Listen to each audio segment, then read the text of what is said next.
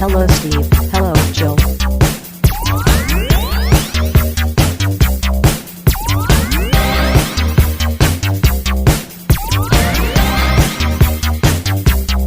It's time to game classy. So do you want to hear about the cocaine story? Yeah, let's go. Well, first off, welcome to Game Classy. I'm your host, Joe, and with me is always my co-host, Steve. Game cocaine story.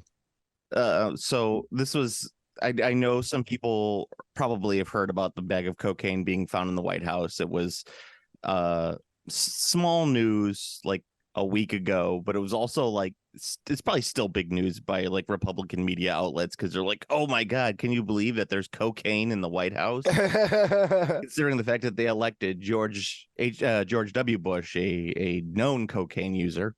Mm-hmm. But it was in reality, it was a bag of cocaine that was probably left by either a staffer or, a visitor, Right.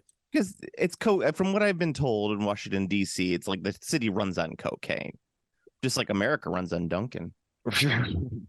Is Dunkin' colloquialism for more cocaine? Yes, it is. It's that Very powdered good. sugar. Time to make the donuts. God, Time remember to when make Dunkin' the Donuts used to be donuts. good? You know, I had Dunkin' Donuts not too long ago, and it was okay. I mean, it's fine. It's just I remember back in the day, like when they used to make them fresh, and my God, it was amazing. Yeah, when they baked them on location, they were the best. Now, I mean- now when they centralize the baking, they're not as good. But they're still pretty fucking good. I mean, they're donuts, but I mean, what? Just like seriously, like who? I know corporations make line go up. Yes, I understand that, but it's just like it just make the fucking donuts on site. Like get a like the fact that there's not more donut places that make donuts on site is ridiculous. well, no, see, that's the thing. That, believe it or not, there's a lot of donut places that are cropping up now that are doing that. Yeah, There's stands. There's this one place called Stan's the doesn't do it on site, sir. Don't they? Nope. No shit. I thought they did. Nope. Oh, all right. Well, It- then I Yes. guess everyone's copying everyone then. Yes, it's all about making money. It's that. But anyway, back to the cocaine strip. But Lilac Bakery in downtown Lombard makes fresh donuts on site. Ooh. Yes. Considering the fact of we both live in Lombard. So Lombard. Lame bard. But yes, the cocaine so getting into the White House for my White House tour, you have to go through 3 layers of security to get in there. And Washington, D.C., it's legal. Marijuana is legal, right? Mm. I had my vape pen with me just because I wasn't thinking. And I was like, oh, shit, I'm going to go on this tour of the White House. And, marijuana is still illegal on a federal level. Mm. So it's like, shit. So I had to go out of line and throw out the cartridge, right? Mm. I was so pissed about it. It wasn't like it was full or anything. It was like it was probably close to dead at that point. Maybe a couple more days and it would have been done. But I could have got a couple more days out of it. And I had to go through all this fucking security and throw that out. And some asshole is able to sneak in a bag of fucking cocaine. How the hell did that happen? I am more concerned about the theater of security that we have in this country as opposed to the actual security that it presents. I mean, we have a massive security theater. Yeah. I mean, like they had dogs walking around. Like, what were those dogs smelling? Those dogs obviously weren't smelling cocaine. Yeah, dude, I don't know. I mean, and it's not like it's like cocaine. You can't always tell it's cocaine. Like cocaine doesn't always look like cocaine. There's lots of stuff that look like cocaine. Mm. That's what I mean by it. Like there's lots of drugs that look like cocaine. I mean, even like anthrax looks like fucking cocaine, right? I mean, not like probably not up close, but if you see it from like, let's say table distance, it looks like they look the same. It's a bag of white powder. Yes, it's a mysterious white powder. Mysterious white powder. Like you get up a little close and go like, that's cocaine. Okay. Yeah. But, so you think these security guards would be looking for like bags of white stuff because of anthrax and other shit that you could, poison around. But no, Fucking cocaine gets through the fucking 3 layers of security, but I got to throw out my vape pen because of that. God damn it. Fucking damn it. This country.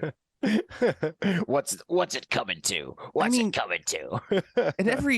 And it's like every building you go into in Washington, D.C., I got to take off my goddamn belt. Now, You wear a belt? I wear a belt all the time because I'm a grown ass adult and I need to have my pants stay on. I don't actually well, I guess I'm wearing sports gear these days, so I guess that would explain why I don't really need a belt. Yeah, if you wear normal clothes to go out into a normal environment and not look like you're a gym bro, you have to wear a belt, sir. Well, I don't even own a belt, nor do I own any pants that have loops in them, so I'm good. Yeah.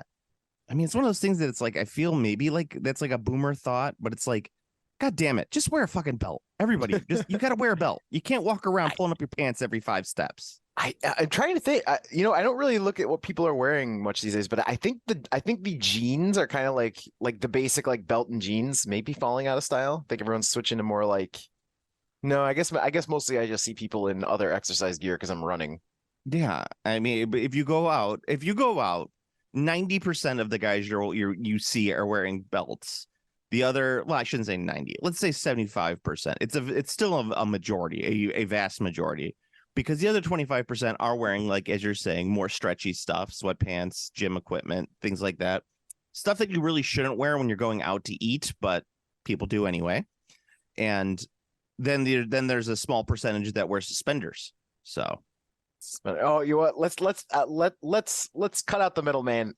Overalls, everyone. I love overalls. You have to wear overalls. The only problem with overalls is it's just a little more complicated when you got to poop. Coveralls that don't quite cover all. Exactly. Each going to heaven. I still haven't taken the risk of burning my time watching the new episodes on the whim on the winds of rumor that it's good. No, it's not good. Don't ever think that modern Simpsons is good. You know why? It could be very well good, but your sense of humor is so of a specific era that you won't quite get it. You'll be like, this isn't season 3 through 9. You know? I see. And even people get upset about season 9, but I'll go to bat for season 9. 9 was fine, except for obviously, Armin Tamzarian. Yeah.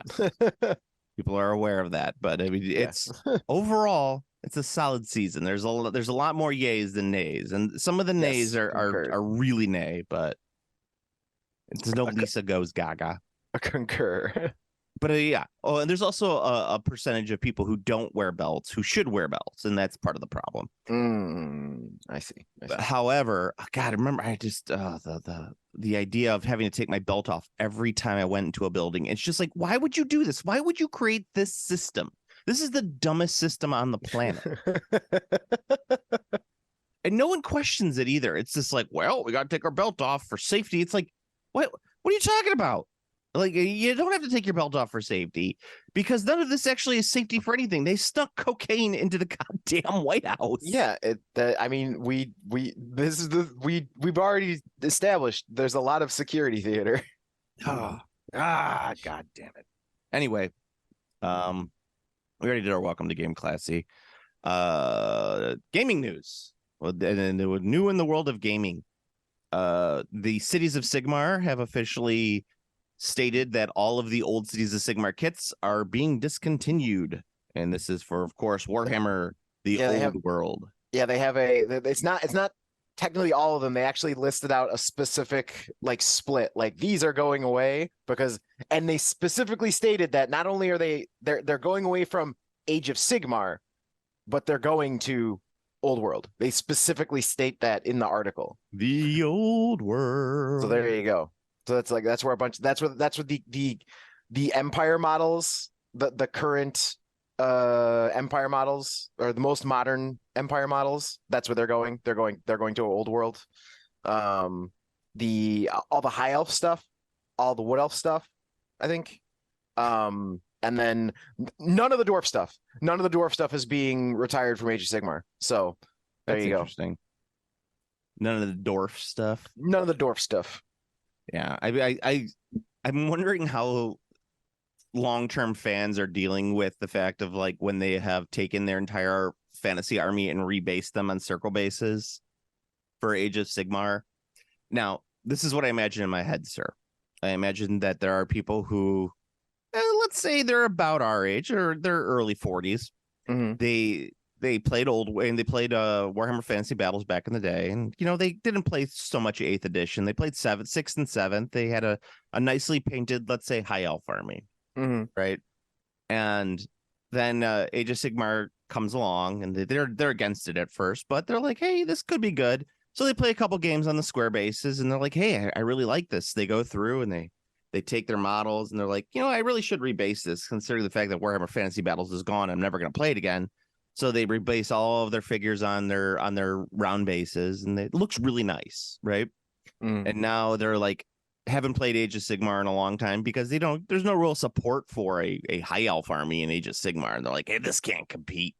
So now all of a sudden that's sitting back on their shelves, and the old world comes out and they announce it with the square bases again. And these people are just like, they just look at the back room and they see the noose hanging there, and they're like, not today, old friend, not today. they're saved. Yes. They're like, I don't know if I really want to rebase all my circle bases, but I'll give this a chance. No, the Age of Sigmar transition back to the square base is probably going to be one of those things that people are just too tired to do. I mean, I wouldn't bother. Like I said, but I think because they upped the base sizes, I think there's going to be a pretty easy way to just get a movement tray and put your Age of Sigmar rounds in there. I'm 100. I'm with you on that one. I've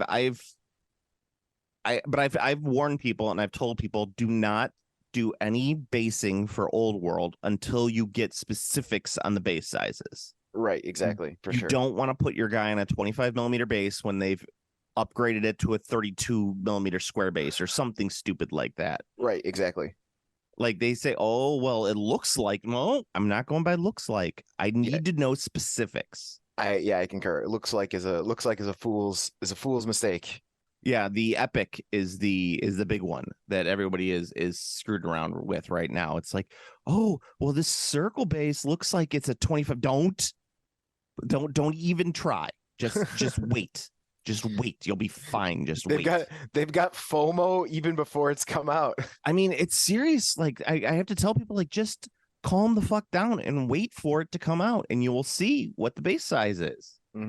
But people, they do not listen. As I said, they've got FOMO before the shit even comes out. Yeah. I mean, I'm in a hobby slump right now. There's so much I could be doing, but I'm just like, no, I'm not doing anything right now.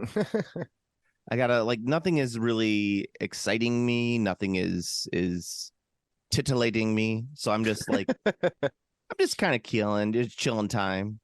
By the way, before I forget, Gozer the Gozerian on the what's it called? The Discord, yes. Okay, you were not talking about the Babylonian god. No, not the Babylonian god. Gozer asked, what color wood stain did I use? And for when I was talking about the water-based wood stain, I used dark walnut. So Steve has yet to try his because he can't prime his models. Because of the fucking rain. I don't know. I've had no problem priming my models. I just prime in my garage though, so. Yeah, I could prime in the garage, I guess. I don't know. I'm worried about the humidity still like being like in the garage. I think that is one of those older things from back in the day. Remember, it's like always remember to water down your inks. Remember that? Water down your inks. You got to water them down. And it's like, that's old, kind of old school. You don't really need to do that anymore. Because they've already added so much water to those inks to spread them out. You really don't need to do that much to them. Right. Yeah. It's one of those old hobby things that we were told back in the day, but like things have changed in the last 20 years. Maybe. Yeah. Just to want to keep that in mind. Most primers are okay. I've never had an issue at priming in my garage.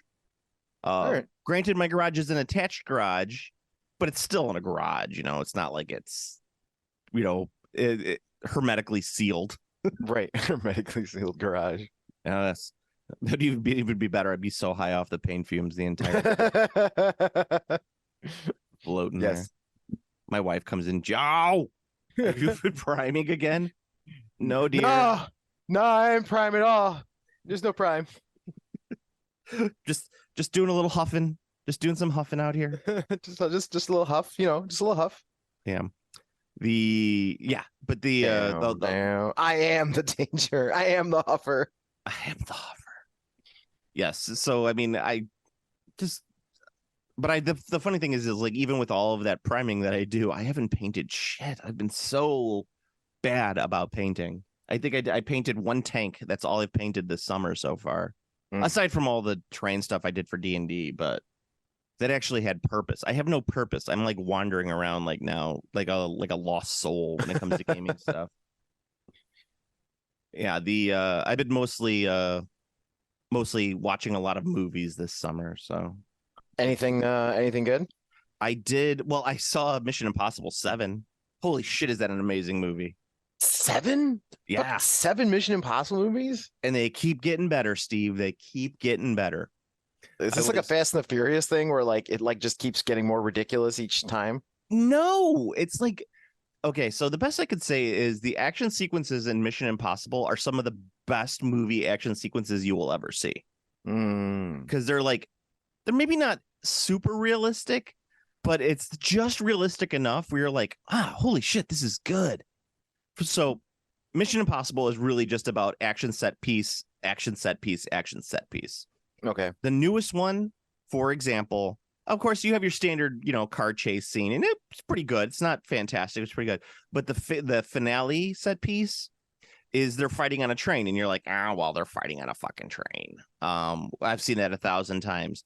But this is like a 45-minute sequence that just keeps getting better and better and better the more you watch it. Cool. It's Tom Cruise, and it's like you might not like him personally, but the man puts out a quality product every time. It's like Games Workshop. It's like you might not like them, you might not like their business practices, but they put out quality products. You can't argue with that. That's true. Except for when they put the seam in the middle of a shoulder pad, like they did with Push Fit.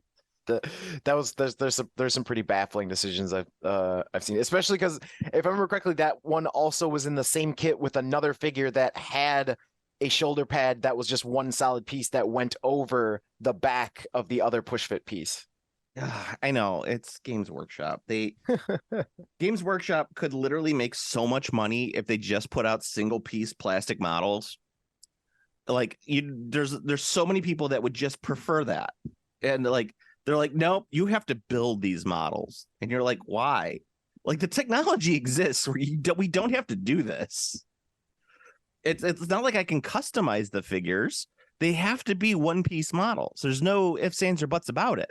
Mm-hmm. Like when you're making a figure for, Age of Sigmar, the figures nowadays are all one piece. There's not, and they're all one pose. They're not like you can move this arm a little bit here, or pretty much.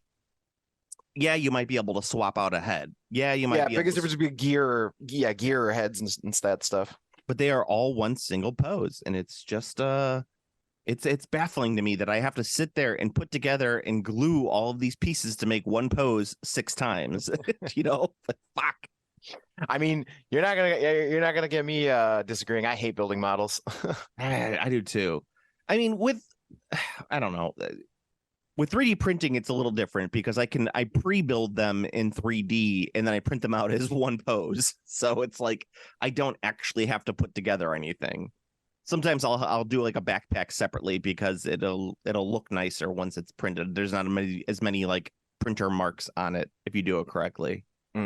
But yeah, back to Mission Impossible though. It's a fantastic fight on a train that you've probably seen 1,000 times, but it's just done so incredibly well that you can't believe that you're watching this in a movie. You're like, this is what cinema is. It's cinema. I shouldn't say cinema. They're like, this is a summer movie right here. This is a movie that you would have seen in like late 90s, early 2000s. That's the quality right there. Great action sequence.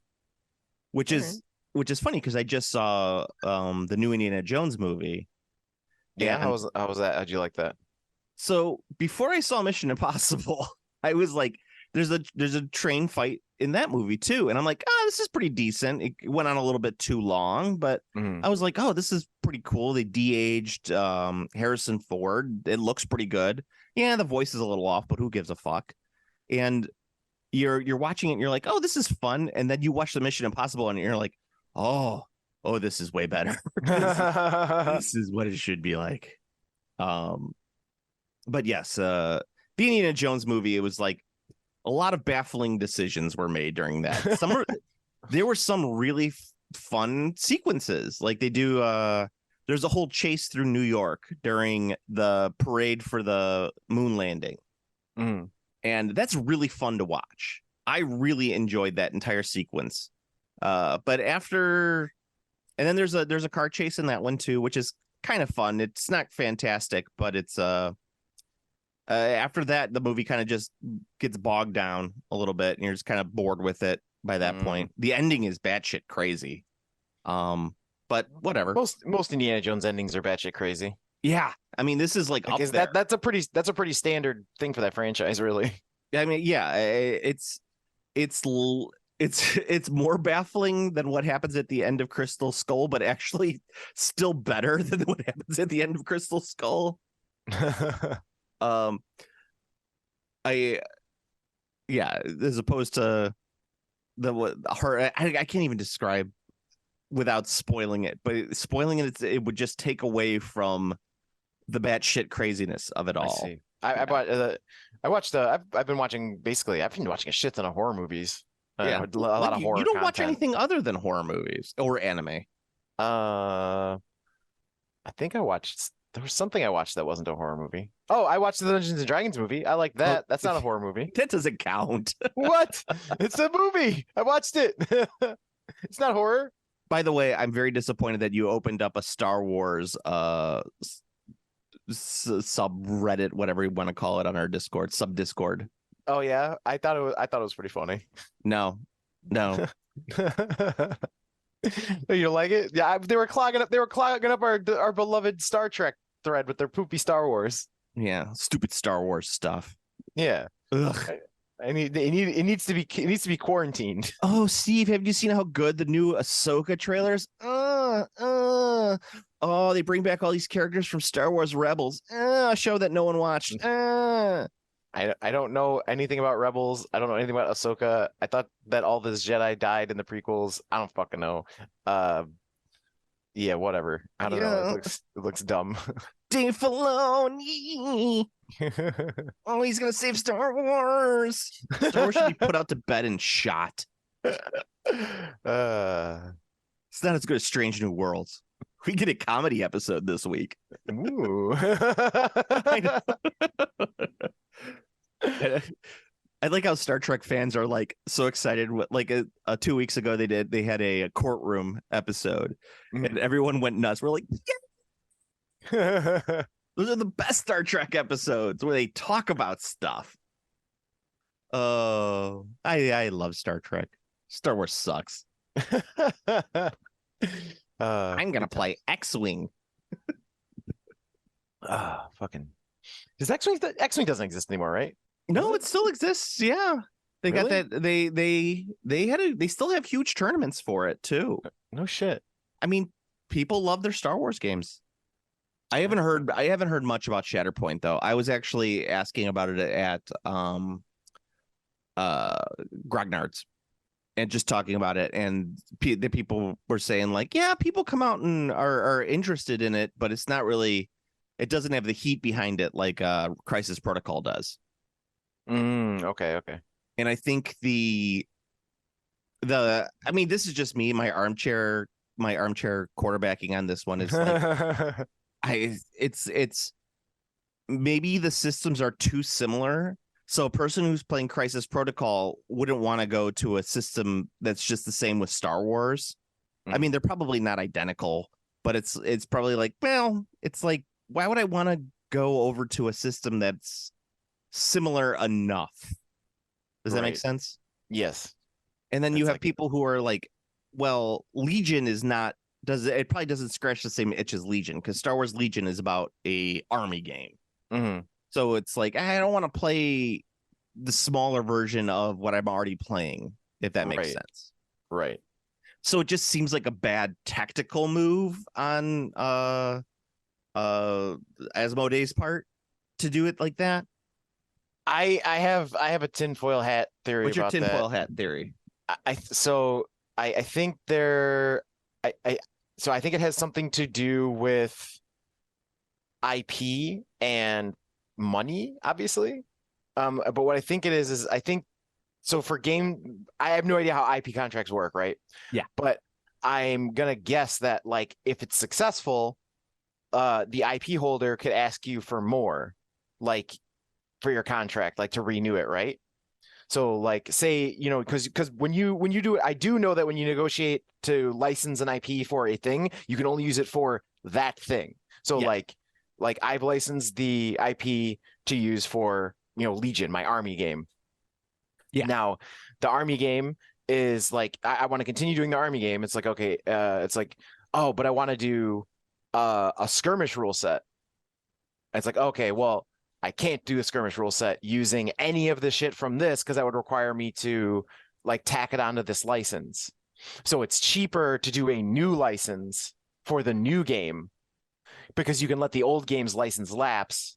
And so basically you save a bunch of money by making a new game. Maybe. I think basically the way I've been told how it works, and this is from a person who works in somewhat of IP, is that when you get a standard rich and famous contract for creating Star Wars, you say, like, the way that the contract works out is like there's certain parameters. I am getting the license to make toys, like action figures in this scale. I am getting the license to make and that's good that that goes to Hasbro, so Hasbro makes the toys. I'm getting the license to make the specific, block educational toys, and that goes to Lego. Right. And that's why Lego never doesn't put out like, here's a box of stormtroopers, because technically that would count as a toy. So like it has to have some sort of like building block component to it, so that way they don't overlap on the contracts. Okay, So, I can see that. So when Asmodee has the license for Star Wars, they get a license to make the Star Wars like mini games. I think. So it's like it's not the Star Wars board game, or maybe it is the Star Wars board game and they could just make all the Star Wars board games. But that's the way it kind of works. Or Star Wars tabletop games. They get all of that one license for like, okay, I get to make all of the tabletop games. And so that's what they do. And so they can make anything inside that tabletop game licensure. But the problem is that Star Wars is not very good at being a tabletop game. They don't really have the depth to make really good minis games, kind of like what we would normally want to play. They have, and the thing is no one's really established a good Star Wars board game either, because all the good Star Wars board games are just reskins of other games like Rebellion or that kind of counts though. I mean, I'll give anything that, like, because there's a lot of stuff that works. It's something to make the IP work with the game, like that counts for something. Oh yeah, for sure. But anyway, that's what I'm thinking is that's the way it normally works with those type of companies, is like you get like a very specific slot, you can make anything you want. And so I do think your idea though is like, well, if we're not super successful, they can't really ask for more money. Yeah. Or if we are super successful, they will ask for more money, but we are successful with it. Who knows? It doesn't really matter. I think is there a Star Wars RPG out right now? Did they cancel all the Star Wars RPGs? I don't know. I don't know if Edge of the Empire is still a thing. I don't think it is. I think they actually stopped producing the Star Wars RPG stuff. Yeah, I mean, if they had any sense at all, they would just make they would just make a Star Wars D20. which Like- was the best system out there. Yeah, I mean they should just make a 5th edition D&D Star Wars. Like if they had any brains in their head, that's what they would do. Well, well, at least what's not Asmodee, but what it was what's it called? Not Wizards. Who was the company? God damn it, Minnesota. Why can't I think of it? Minnesota. The one who used to put out all the Star Wars stuff, and then they got bought up. West by End? West End? Not West End. Fantasy Flight? Fantasy Flight. Thank you. I couldn't think of Fantasy Flight. When Fantasy Flight, their whole business model was books get pirated. We have to create stuff that they have to buy in order to have the game work. So that's why they put out all those crazy cards and all those crazy dice, was because you need to be able to buy stuff in order for the game to be successful. That's, I think, that's what they currently own. So if they wanted to put out a Star Wars RPG, they would either have to pay the creators of the engine to put out what they currently have, or they'd have to rewrite a new system from scratch. Now, you and I both know Asmodee is one of the worst companies in the world, and they would not shell out the money for a system like that. They have to do a system from scratch. So, and they ain't gonna put up the money to do that. For sure. So that's a problem with that. I did well, we probably should have to. All right. So I'm gonna end it here and we're gonna start up again, okay? All right, very good. I wanted to talk with you about have you seen that there's a game called Japanime Tactics? No. that sounds horrible. I have no idea about any of it, but I just love the idea that it's called Japanime. It's so it's so insulting and wonderful at the same time. Insultingly 90s. Are you offended? I'm looking it up. I'm like, why is it called Japanime Tactics? Oh, The company is called Japanime Tactics. it's Japanime Games. Yeah, okay. I knew that. I knew. Yeah. I knew that company. They've been around for like 10 years. Why is it called Japanime Tactics though? I have no idea. I just saw it and it made me laugh because I was looking up stuff to talk about for the week. Oh, this is it. Oh, I see what. Okay, I've solved the mystery. Yeah. This is actually kind of fucking cool. Okay, so so it's called Japanime Tactics because that's the name of the game. Yeah, the name of the game is Japanime Tactics. However, the set is Grand Blue Fantasy, which is a very popular IP. So it's a skirmish game. Don't lie to me. It's not look, that popular. Grand Blue Fantasy? Nah, not that popular. I've never heard of it. You might. It is an incredibly popular IP. It's like one of the top grossing IPs out there. If it was that popular, I would have heard about it. It's not that. That's not how it works. You have to have encountered the thing where like someone's talking about some random Blorbo you've never heard of, and you're like, who? What's his name? Who the fuck are you talking about? And then you look him up, and he's some fucking clown with like 90 billion subscribers on YouTube. Oh, YouTube doesn't count. Those are all bots. That's still popular. They're all bots. That's not. They're not all bots. No one watches anime. Actually, despite having an anime, Grand Blue Fantasy did not begin its life as an anime. Casual. But anyway, so it's a little skirmish game, but it's a skirmish game that's going to do that's collectible. So you actually have a pack. It looks like it's collectible. Expansion box, Jita, Grand Starter. Yeah. Okay, so like you have a starter box. And you have characters, and the characters are little tokens, and they have cards. Looks like a build, like, so, you know, card game components. But you actually like get rando characters, so it's like a CCG plus minis game using popular IPs. That actually looks pretty cool. You know what CCG game I've actually came across and got like a lot of shit for? Not a ton, but a lot of shit for. Warhammer Invasion.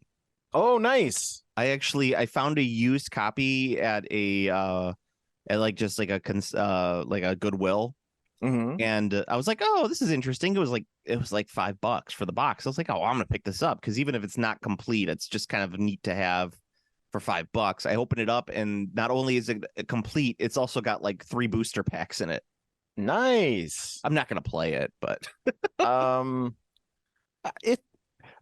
So I will say, do not play it 1v1. That is my opinion of that game. I think that game is. You mean like single player? Was it 2 players? Or was it me versus like another person? Oh no, different game. Are you thinking Disc Wars? I was thinking this was this. No, I was thinking of the other CCG. This is the Fantasy Flight one. This one is strictly a 1v1. No, this is the really, really good one. Yes. Are you thinking of Warcry, the old card game? Yes. Okay. Yes. Yeah, which was the game Warcry had amazing art, but it was not a very good game. Yes, very good art. But the Warhammer card game was cool. I played it quite a few times. It was pretty fun. Yeah, I mean, I'd recommend it. It's a card game, so it's convoluted, and there's lots of, and it's Fantasy Flight, so there's lots of chits and tokens and stuff as well. But it's a fun little game. Did you it's a game that we didn't talk about that we probably should have because it actually got funded on Kickstarter. I'm ready. What? Something that you probably would just be like, this is the dumbest idea known to mankind. Or you might actually like it. I don't know. All right, I'm ready. Now with that kind of lead in, I've gotta know. I wonder how much money it ended up making. I don't. Oh no, that's this is the pre-order. But the Monty Python Flying Circus Zombicide game. What? You did not see this? No. Yes. Zombicide, Cool Me or Not, decided to do a Monty Python version of the game. What? If you have 2 seconds, I would suggest taking a look at it. I'm looking at it right now. Yes. What? This is like the stupidest thing I've ever seen. See, that's what I told you. It would go down as probably one of the stupidest things I've ever seen. I don't really know. So okay, so I will say this. Oh, it was not done through Kickstarter. It was done through there's like a pre-order for it. I will say this. This is probably one of the only ways to get these kind of collectibles for Monty Python. So I suppose there's got to be a bunch of people who are like, I want a miniature. I want a miniature of the Ministry of Silly Walks scene. Yes, like that's got to be a fucking demographic. Apparently, how is it Zombicide though? Like what? I don't know, and I don't care, Steve. I'm just putting that out there. I think it's a really, really dumb idea. I don't get. There's a line, a classic line from Family Guy, where someone tortures Meg by making her watch Monty Python, and she's like, "I'm a girl. I don't even like the Monty Python that's supposed to be funny." Now, there are plenty of girls who think Monty Python's Flying Circus is funny. I love Monty Python's Flying Circus. You know what would have made more sense though for Zombicide? For Zombicide Black Plague, you do a Holy Grail expansion. Grail. Yeah. I don't know if they've ever done that because there's like a bajillion Zombicides. I can't keep track of them. But that would have made more sense to do like a box set with, Holy Grail stuff. I see what this is. Okay, so this is I'm sorry that you didn't want to know. I'm going to tell you. This is just an expansion for regular bitch ass Zombicide. Yeah, exactly. And I just don't understand why. Yeah, it's just a fucking goofball expansion. That's all it is. But people love this kind of shit. So like, you shouldn't be surprised by this one at all. I mean, I shouldn't be surprised by it, but I a little bit am surprised by it. Yeah, people fucking love this kind of shit. You know what they should play instead? Gru, the card game. War of the Ring. No, you remember Gru? Sergio Like, Aragones. from the Minions movie. No, God damn it.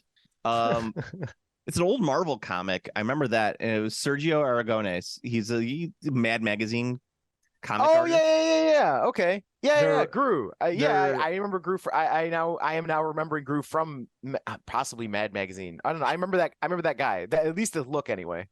Yeah, they're bringing back the classic Steve Jackson game. Huh. All right. You should be more excited about this. It's Gru. Why would I be excited about Gru? 'Cause I'm no not one some remembers Gru I'm not some anymore. sort of Gru enthusiast. It's one of the. I mean, now this is a Grognard game. This is a game that you could only play with people who are like 58 and played it back in the 1980s or whenever the original game came out. And they're like, I love this game. As they're breathing into their oxygen masks. Very good. Like, that was what that sound was. I'm Ah. sorry. Very good. I was trying to figure out what the hell that sound was.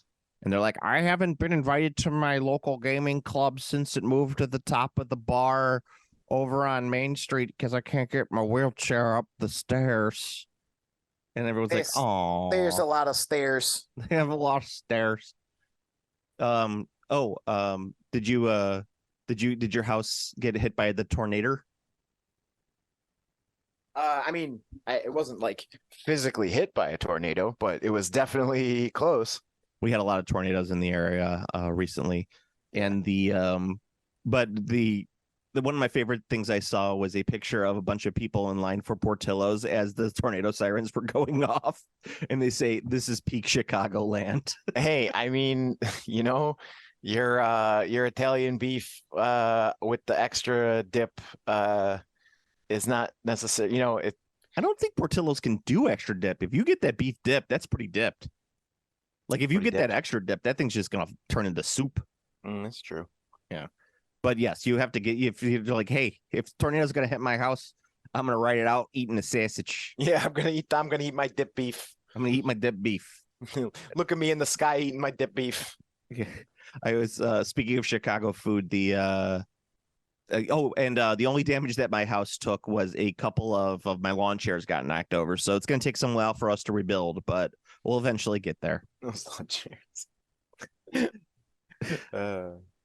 Me and my wife were sitting there like, should we stay up and make sure that nothing gets hit by the tornado? I'm like, what are we gonna do?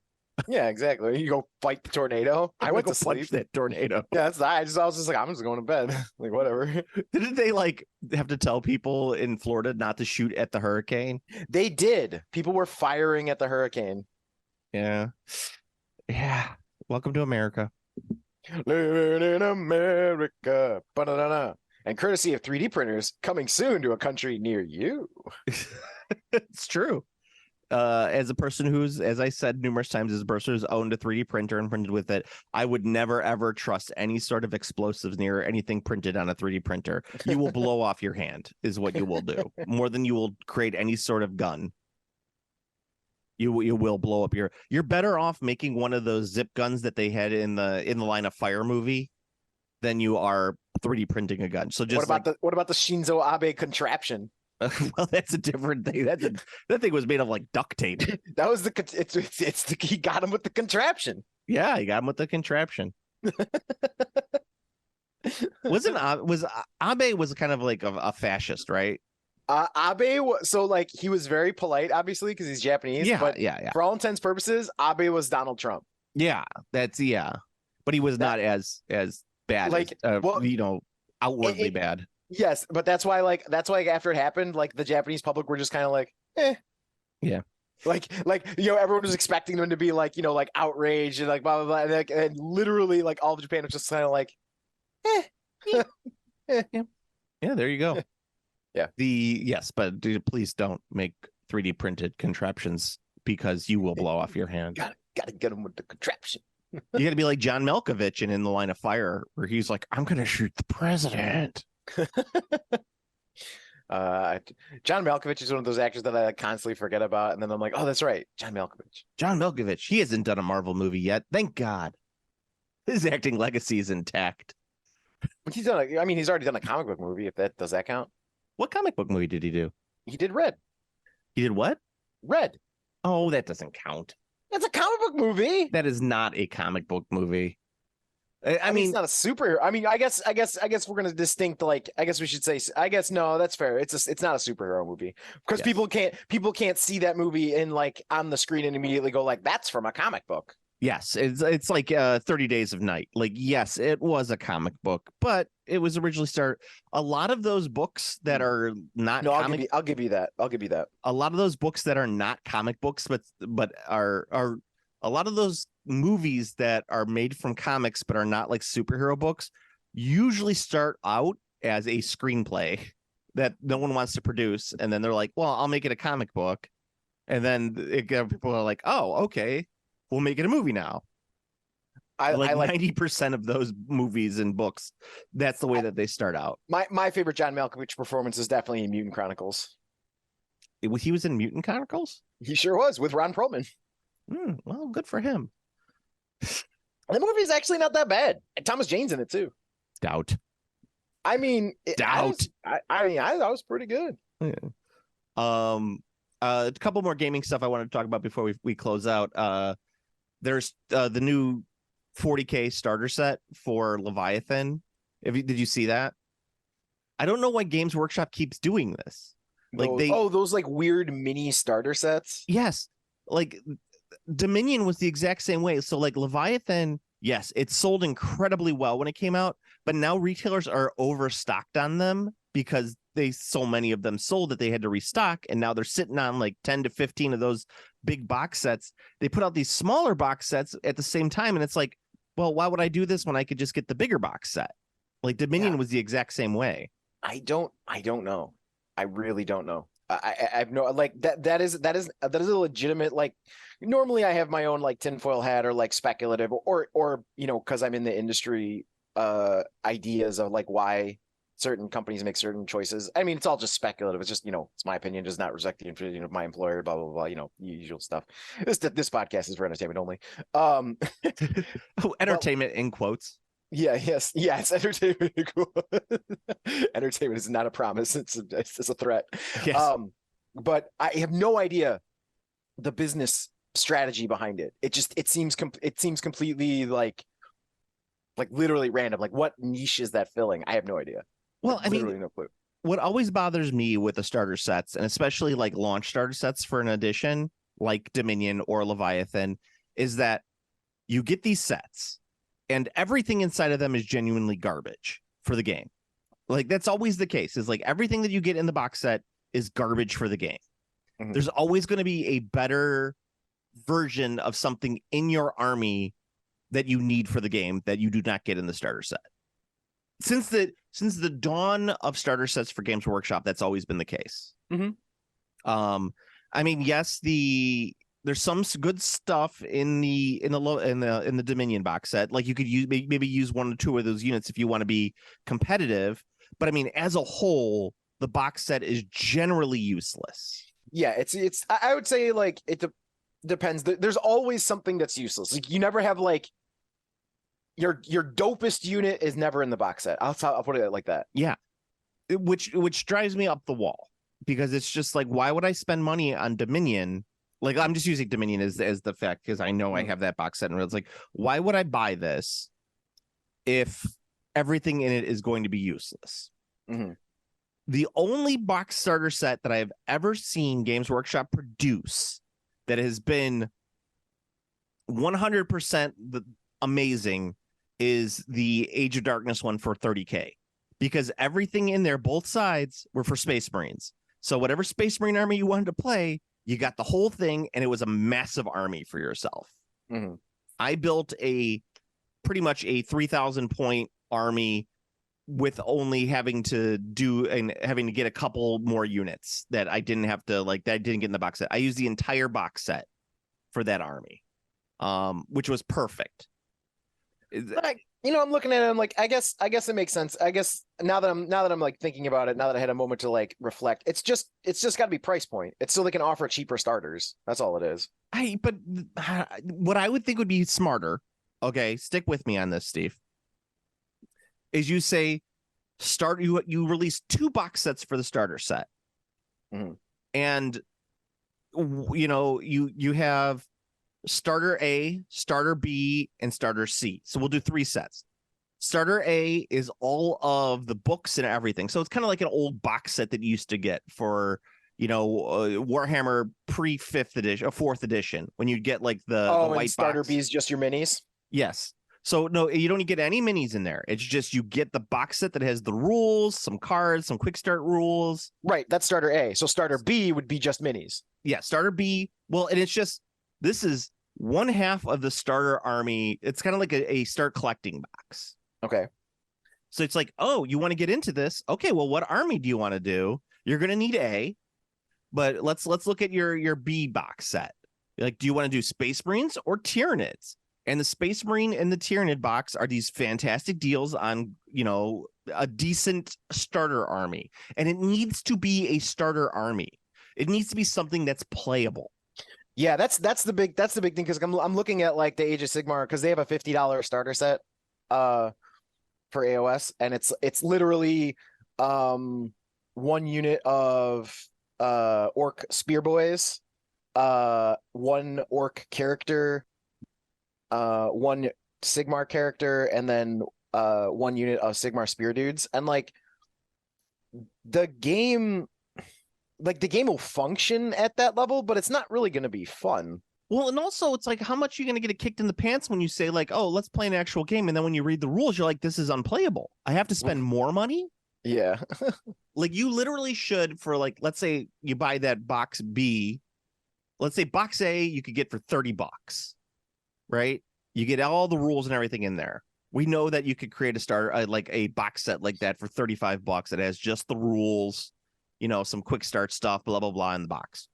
Then B, you make that box set, like, let's say $65. You get 1 army in there. Like, this is going to be my starter army. And you could, you get everything in there. You get your 2 core, HQ, and maybe an elite or a heavy support. Right? Sure. Everyone, and that's perfect. You start right out of the bat. You make it a good starter set. Like, everybody needs 2 units of Space Marines. Everybody needs a captain, and like for the heavy support or the elite, let's say it's a dreadnought. That's perfect. That's the greatest way of getting started, because that's everything sexy that people would want to play with. Correct?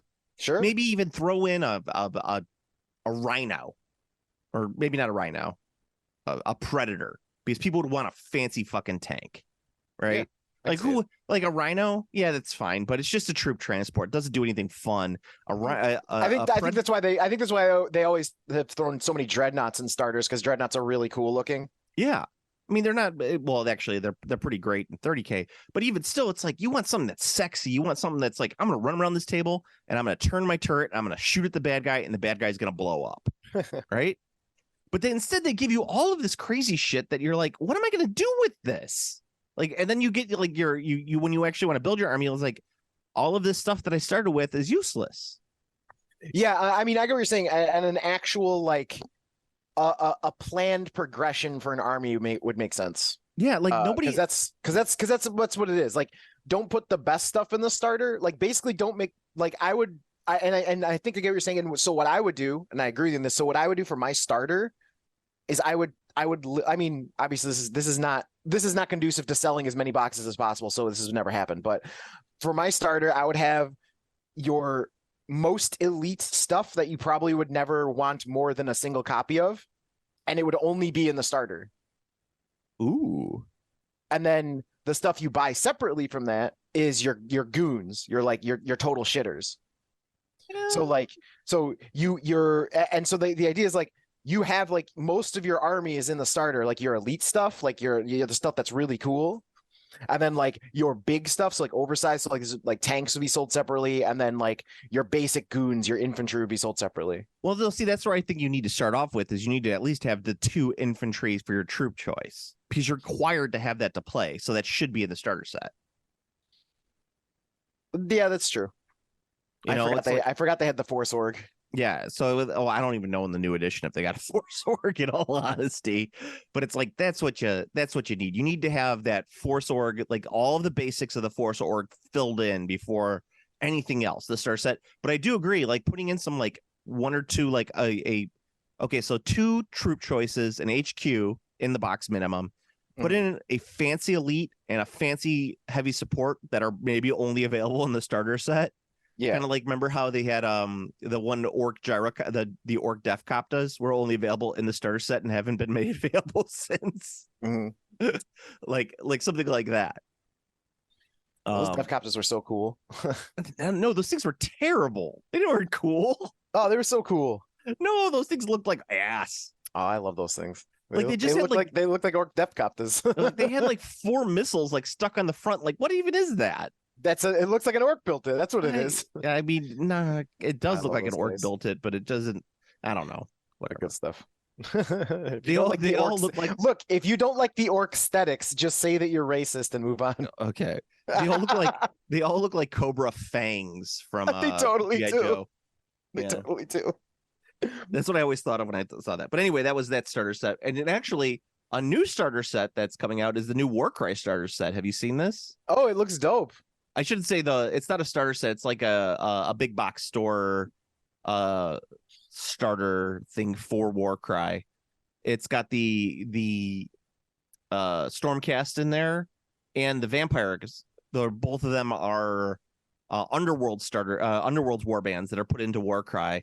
But I know that the vampires were super popular and really hard to find. So this is a good way to find. This is a good way of getting them if you want to put them in, like, let's say your Age of Sigmar army. Yep, that's why I thought the starter set was so cool. I was like, oh, so first of all, I love the terrain he comes with. I love those. I love those like creepy cemetery walls. Yeah, yeah, and then that coffin thing's real cool. Oh yeah, it looks really like a little cool little fun starter set for it. I do regret not getting the vampire the undead graveyard terrain set when they put that out. Oh yeah, that was a really cool set. Yeah, but hopefully it's like, I love all the Warcry stuff. I love what they do with it. I love the terrain. Actually, for one of the starter sets, they put out like the terrain separately for it, and it was on Amazon for next to nothing. So I picked it up, and I was like, "Damn, this is like for $30." I mean, I've heard multiple people tell me that Warcry is GW's best game right now. I mean, I will stand by that. Probably, yeah. It's probably the best, most accessible game that someone could play, especially if you like fantasy as opposed to sci-fi.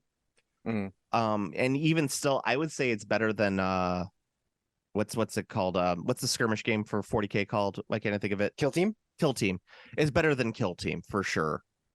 And people who are like, oh, I wish they'd bring back. I'm not playing this. I want them to bring back Mordheim. You're an idiot. Mordheim was so boring in comparison to Warcry. Play Warcry. You know what was great about Mordheim?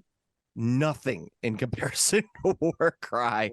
You know what I want to do? I want to wait 20 minutes when my opponent takes his turn and moving all of his figures before I do anything. That's what I want to do when I'm playing a mini game. Jesus Christ. People got to get their heads out of their asses. Speaking as a person with his head in his ass. And playing some Warcry. Yeah. I would it's if you have like one or two people that you like playing games with, like let's say you don't even have a whole group, Warcry is for like you pay like $140 on Amazon. You get everything you need to play in the box set with just like, and you get 2 warbands that are like pretty decent sized, and you get the terrain, you get everything. I highly recommend it. I was hoping that some of it would go on sale for Prime Day. It did not. There was the Red Harvest terrain that was for sale for pretty cheap. So nice. Picking that. Yeah. The Red Harvest is a box set that I was thinking about picking up, but I was kind of like, I don't know. I don't really need more shit. I'm so not productive right now. There's no point to it. Yeah. But anyway, that's most of the gaming news that I had written down. The only other thing I had was I think it was a thought while being high, and it was they need to make a sequel to Assassin's Creed Black Flag.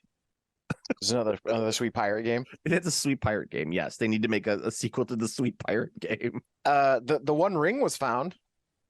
Oh, did someone find it? Yep, someone found it. Oh, well, who found it? Was it Augustus Gloop?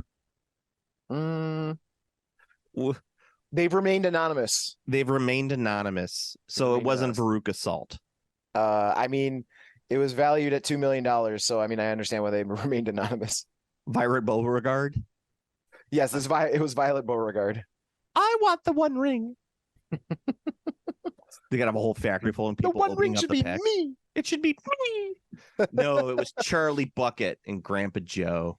Grandpa No. Joe, that lazy fuck. Now they get to do a tour of Wizards of the Coast factory where they have enslaved Oompa Loompas making their cards. You got Grandpa Joe laying in bed and hasn't gotten up in years. Here's he gets to go to a chocolate factory for free, and suddenly he's walking again. Yeah, he could have been providing for that family the entire fucking time. What a shitbag. Exactly. I mean, you like to think about that. You're like, hey, Grandpa Joe's kind of a piece of shit. But then you read actual Roald Dahl books and you're like, man, everybody in these books is kind of a piece of shit. I mean, that's true. Everyone in that film is also kind of a piece of shit. I mean, that's that was like Charlie's a piece of shit kid. Willy Wonka's a piece of shit, whatever. Yeah, most of Roald Dahl, his MO was like all adults are kind of shitty, so it's okay to treat them like shit. So Oh, nice. Yeah. Very nihilistic. I mean, like the kids were not the perfect kids in the world, but they were like his thing was always like, all right, kids, these adults suck, so you do you. Mm. Yeah, I did like some of his boomer takes. So like you're watching too much television. well, it's true. We do watch too much television. I don't watch any television. Thank you very much. Well, there you go. Too busy playing, watching your Japanimation. My Japanimations. It's Afghanistan animation. Oh, but yes, the One Ring. It was $2 million. $2 million is the value that it was estimated at. Yep, $2 million. I would have sold it immediately. I am certain that's what's happening. Yes. It's just I'm absolutely certain that it is being sold to the guys who offered $2 million for it. So I did like the Elijah Wood video for that, where he's like, "Oh, it's the One Ring card," and he like puts it in his pocket and just walks out. yeah, yep. But yes, I mean it was an interesting tactic, and I appreciate that they did that, and I'm glad someone found it. Of course someone would find it. Everybody opens up all those damn packs. Yeah, and then and of course the set itself is also excellent. There's lots of great cards in there. And the flavor is like 100,000% on point. The massive successful, like But it's a massively Steve, successful set. everyone is a different color than what they are in the movies. Yep, you are correct. You just stated, you made a true statement. Congratulations. I can't play this. How am I going to associate with Aragorn like I do in the movies? He's tall and handsome and brave, just like me. Did none of these people watch Family Matters when they were growing up? Bigger love in the family. It's a rare condition this day and age to read any good news on the newspaper page. It turns in the grand design.